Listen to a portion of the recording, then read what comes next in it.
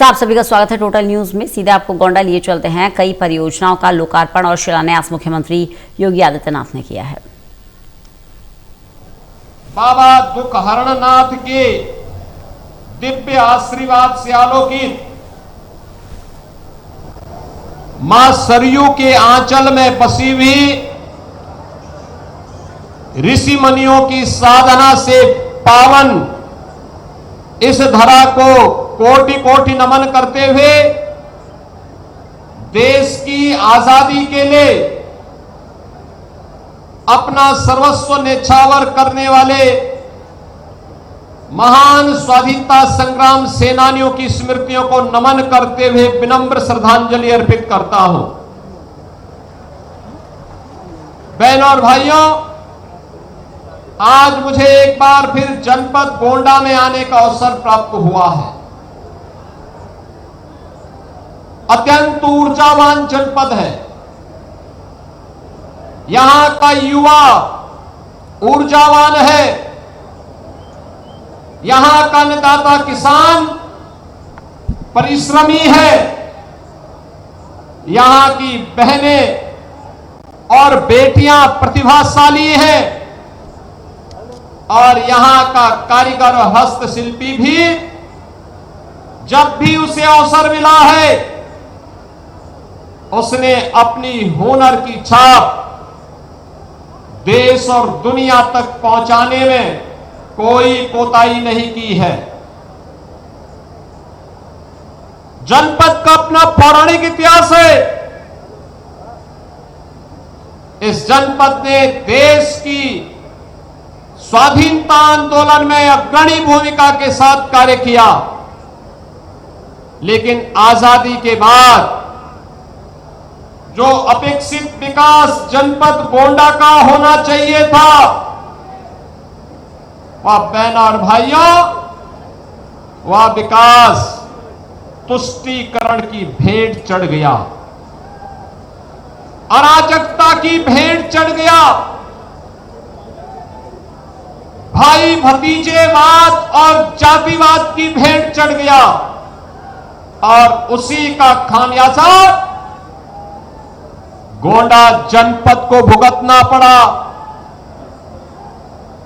जहां पर सरयू मैया की असीम कृपा रहनी चाहिए थी और जहां की फसलें लहलहाते हुए देश के पेट को भरने का कार्य करती, एक नियोजित प्रयास के अभाव में वह जनपद पिछड़ता गया और एक समय ऐसा भी आ गया था जब उत्तर प्रदेश के अन्य जनपदों की भांति ही गोंडा के नौजवानों के सामने भी पहचान का संकट आ खड़ा हुआ। पहचान का संकट, जहां पर अपने प्रदेश में तो नौकरी रोजगार नहीं, लेकिन जब इससे बाहर भी जाते थे तो नाम सुनते ही अन्य जनपदों के लोग, अन्य प्रदेशों के लोग 10 कदम दूरी बना करके चलते थे। लोगों को लगता था कि पता नहीं कौन ये व्यक्ति है, क्या करके आया है। आज मैं कह सकता हूं, पिछले 12 वर्ष में प्रधानमंत्री मोदी जी के नेतृत्व में और पिछले 9 वर्षों में डबल इंजन की भाजपा की सरकार ने प्रदेश के विकास के लिए जिन कार्यक्रमों को अपने हाथों में लिया है, आज उसके परिणाम आप सबके सामने देखते हुए बन रहे हैं। अब आपको पहचान के लिए मोहताज नहीं होना होता है। अब आप देश के अंदर कहीं जाएंगे, कहीं भी आप जाएंगे, यूपी का नाम आते ही सामने वाले का चेहरा खिलता है और उसको लगता है जो आपसे 10 कदम दूरी बनाता था, आज वह आपको गले लगाने के लिए उतावला दिखाई देता है। आज आप गोंडा से बाहर किसी जनपद में जाएंगे आज वह आपसे दूरी नहीं बनाता है, आज वह मित्रवत व्यवहार करता है, क्योंकि उसे मालूम है अयोध्या के बगल वाला जनपद गोंडा ही है। भगवान श्री राम के सीम कृपा प्राप्त करनी है तो गोंडा के नौजवानों के साथ दोस्ती करो, मैत्री करो, भगवान की अनुकंपा भी प्राप्त हो जाएगी। बहनों और भाइयों, आज यूपी के नौजवानों को नौकरी मिल रही है, सरकारी नौकरी भी। यूपी पुलिस में जब भर्ती हुई थी 60,244 भर्ती, सैकड़ों नौजवान गोंडा जनपद के भर्ती हुए थे, गोंडा के नौजवान भर्ती हुए थे, बहराइच के नौजवान भर्ती हुए थे, श्रावस्ती और बलरामपुर के नौजवान भर्ती हुए थे। आज कोई भी सरकारी भर्ती आती है, मैं नियुक्ति पत्र देने के लिए जाता हूं, उससे पहले पूरी सूची देखता हूं। मुझे अच्छा लगता है कि गोंडा का नौजवान भी अब सरकारी नौकरी प्राप्त कर सकता है, बिना भेदभाव के प्राप्त करता है। अब निवेश केवल गौतम बुद्ध नगर, नोएडा में और गाजियाबाद और मेरठ में नहीं हो रहा है, अब निवेश गोंडा में भी हो रहा है। गोंडा में भी निवेश होकर के यहीं के नौजवानों के लिए रोजगार भी ला रहा है। विकास कैसे होना चाहिए, मैं अभी मंच पर देख रहा था, मंच पे देख रहा था मैं, लगभग 20 लाभार्थी थे अलग अलग योजनाओं के।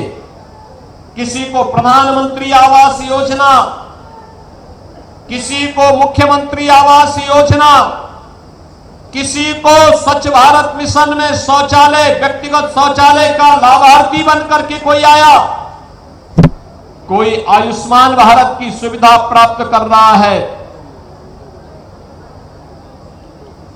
किसी को उज्ज्वला योजना का लाभ मिल रहा है, किसी बेटी को मुख्यमंत्री कन्या सुमंगला योजना का लाभ मिल रहा है, किसी को दिव्यांगजन पेंशन, किसी को निराश्रित महिला पेंशन और किसी को वृद्धावस्था पेंशन का लाभ प्राप्त हो रहा है।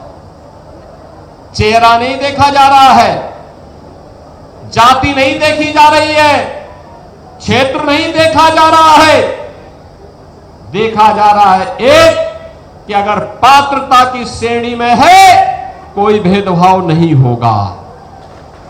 हर पात्र व्यक्ति को, वह किसी जाति का हो, किसी मत संप्रदाय का हो, अगर वह पात्रता की श्रेणी में आता है उसके साथ कोई भेदभाव नहीं होगा, उसको योजना का लाभ दिया जाएगा। और यही तो मोदी जी ने कहा था, सबका साथ और सबका विकास। कल्याणकारी योजनाओं का लाभ सबको, विकास की योजनाओं का लाभ सबको, बिना भेदभाव के योजनाओं का लाभ देंगे, बिना भेदभाव के विकास की योजनाओं को गांव और घर घर तक पहुंचाने का काम करेंगे। लेकिन अब वह नहीं होने देंगे जो 2017 के पहले होता था।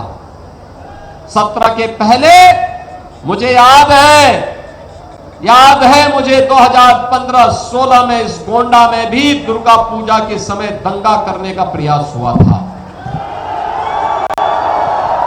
यहां भी दंगे हुए थे, मां दुर्गा की मूर्ति को विसर्जन नहीं करने दिया जाता था, रामलीलाओं के आयोजन में अड़चनें डाली जाती थी, पर्व और त्योहार प्रारंभ होने के पहले, उत्सव प्रारंभ होने के पहले उपद्रव शुरू हो जाते थे।